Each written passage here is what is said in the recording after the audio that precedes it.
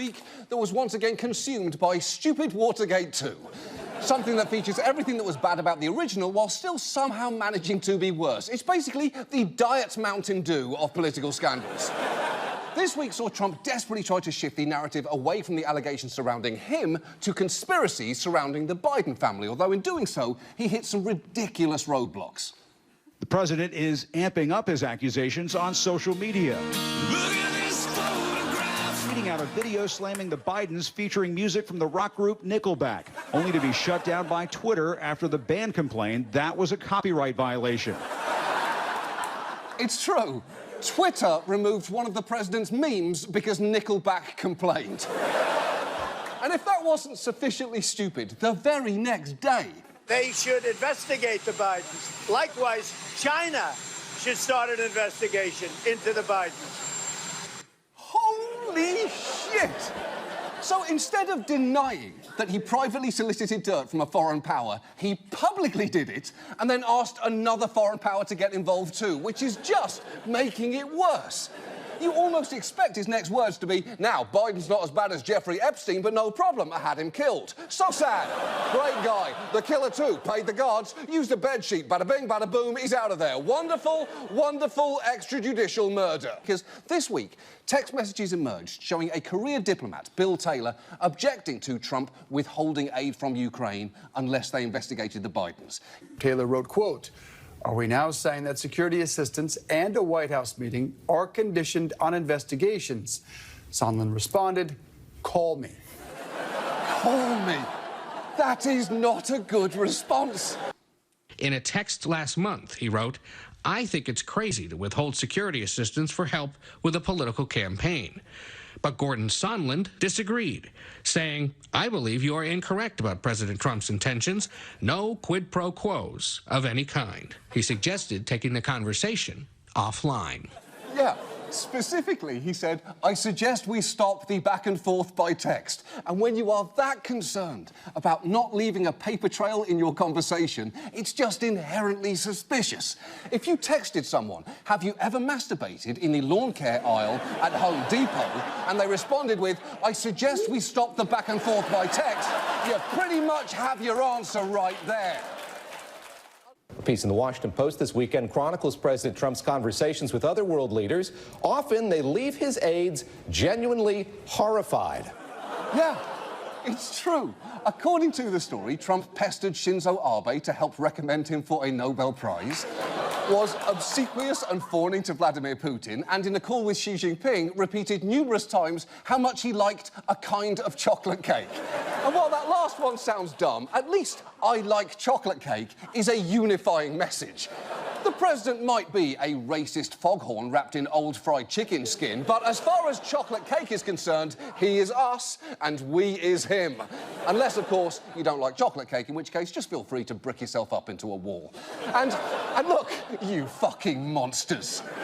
And look, because using your office to take down your political rivals is what dictators do. Trump asking China and Ukraine to do that should really bother us. The only question is, will Republicans care? And many seem to be trying very hard to avoid commenting, maybe because when Marco Rubio did comment, it didn't exactly go well. I don't think it's a real request. I think he did it to gig you guys. I think he did it to provoke you to ask me and others and get outraged by it. Like I said, I mean, he plays it like a violin and everybody falls right into it, but that's not a real request. Okay, first, he plays the media like a violin only makes sense if he means Trump plays the media exactly like he plays the violin, i.e. very loud, very badly, and sometimes screaming at it for literally no reason. But the clear subtext of Rubio's argument there is that Trump is just trolling. He didn't mean it. But I would not be so sure that that is true, and even if it is, it doesn't matter, does it? People act on his jokes. Russia took his whole help find Hillary's emails routine pretty seriously, and shooting his mouth off now is significantly worse because, you know, he's the president. Nixon famously justified his actions during Watergate by saying, when the president does it, that means that it is not illegal. But Trump's case here is actually the exact opposite of that, because if he was just any old Fox News adult idiot ranting about how Biden should be investigated, that would be one thing, but he's not. He's the president. He has real power, and when he abuses it to keep himself in power, that's a big problem. This is a case where, when the president does it, it has to be illegal. And for good reason, because unfortunately, not every foreign government will be as brave and willing to stand up to Trump as fucking Nickelback. Because Trump's calls with foreign leaders have long worried aides, leaving some genuinely horrified. So, these former aides were horrified, but they're just telling us now? Well, it's like the signs say, if you see something, say something 2 years after we could do anything about it.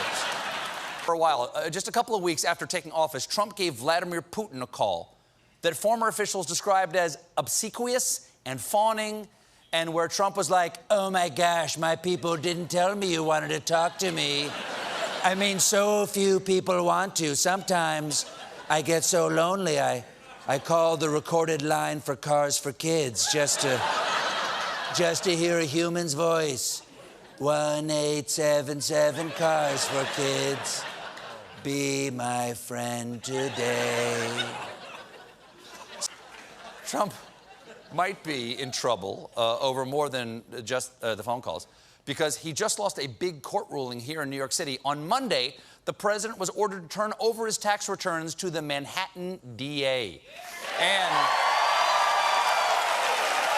yes, there you go.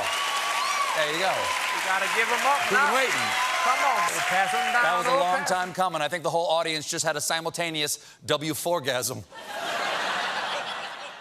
Now, apparently, Trump's legal team argued that a sitting president can't be processed for any crime.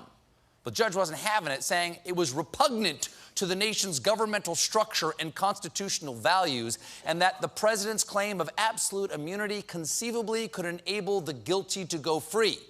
To which the defense replied, bing, bing, bing, bing, bing, bing, bing. Now you're getting it. This guy is good. Now, we're also... As always, it was clear that he had no idea what he was talking about.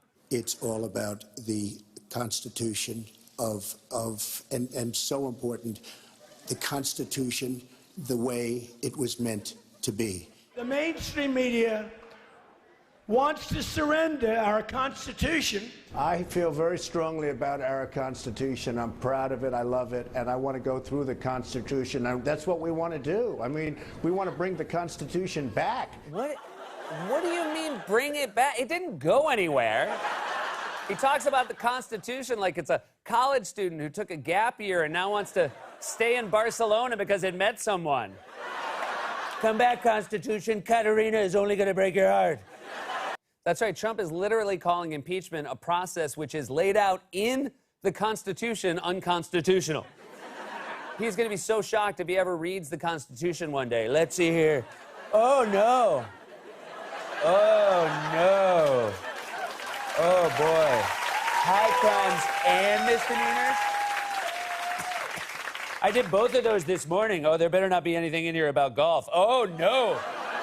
Now, over the weekend, for example, a Fox News guest suggested that Senate Majority Leader Mitch McConnell should actually change the rules to, in his words, protect the Constitution. If I were the Senate Majority Leader, I'd tell the House, this is dead on arrival. We're changing the rules, and we're not going to follow up with an impeachment trial here. We're not required to under the Constitution. But good old Mitch McConnell is like, yeah, if they do, we're going to have to listen to it. We'll have a trial. I mean, what's up with that? Well, those are the current rules. They can change the rules to protect the Constitution. They literally want to change the rules because they're losing. It's like if the Jets were... September 1st, the top U.S. diplomat in Ukraine, Bill Taylor, texts the U.S. ambassador to EU, Gordon Sondland, and writes this: are we now saying that security assistance and White House meetings are conditioned on investigations? Sondland says, call me. Oh, man, anytime you text someone and they write back, call me, it is not good. It's like if you texted your fiance, can't wait to get married tonight, and they just wrote back, call me. You better find out if that honeymoon suite is refundable.